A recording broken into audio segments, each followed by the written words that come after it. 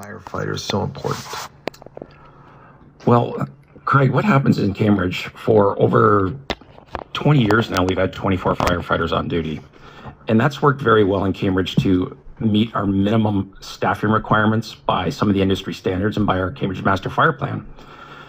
We've now reduced that to 23, or council has, and what they've done is removed a dedicated tanker driver. So that's an essential first response vehicle that for the last 30 years has had a dedicated driver to respond anytime, anywhere, when it's needed. What's important about that is that tanker is now going to be delayed responding to fires. We're not going to have anyone in the station. Eventually, at some point, we're expected to take a firefighter from another crew, from another truck, and they're going to drive that tanker. So eventually, we're going to run into some response delays. How often is the tanker used? I know that Cambridge Fire Chief Neil Main said that the tanker was used for just 3% of all fire calls over the past 3 years.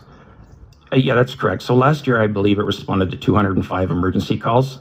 So two out of every 3 days of the year, that tanker is required first response, immediate, for possibly a rural fire call. And we also use it on the 401 as an important blocker vehicle to protect firefighters, EMS, police, and of course the citizens who may be in distress on the 401.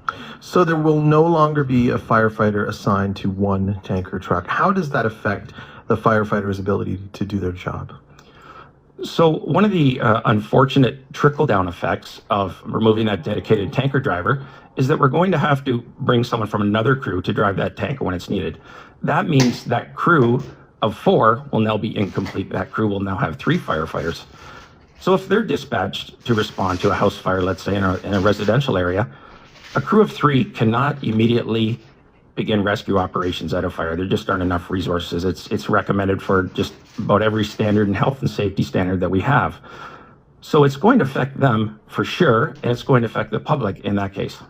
Is this more of a concern in outlying regions? I mean, we've seen a number of at least 6 barn fires in southwestern Ontario in the past few weeks. Would not having the tanker truck there affect how firefighters can battle those fires? Yes, it definitely will. So in Cambridge, we're very unique in this region. We have a fire contract area that is entirely rural. So we have no fire hydrants there. It's North Dumfries Township and Puslins Township. Any sort of delay for that tanker response is going to affect our ability to be able to control or extinguish the fire. And what I can say about that, why it's so important, is fire grows exponentially. It doubles in size every 30 to 45 seconds. So a delay of 5 to 6 minutes, we're going to go from a small fire, possibly a garbage bucket size fire, to a feet size fire.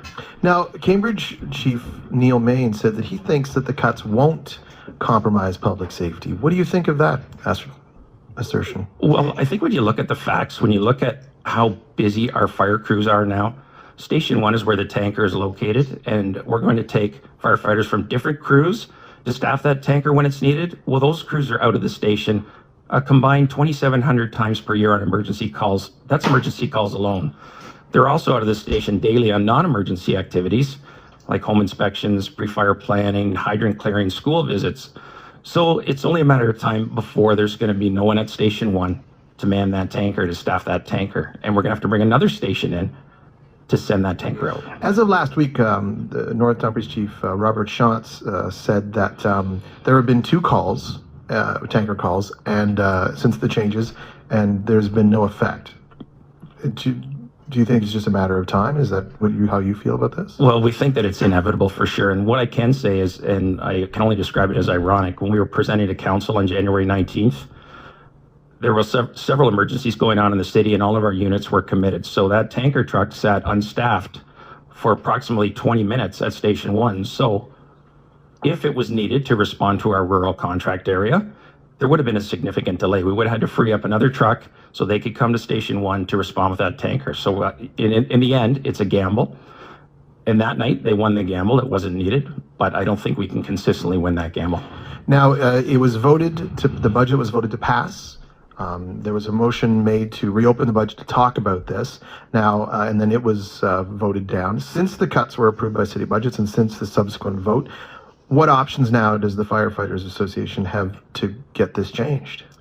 So we feel that this the council can put the staffing level back to 24 on duty outside of the budget. It's not going to affect the budget. There are no extra full-time employees.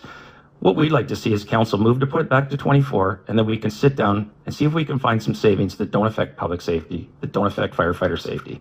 Are they there? Has that ever been talked about before, taking a look at a way to cut the budget without cutting people?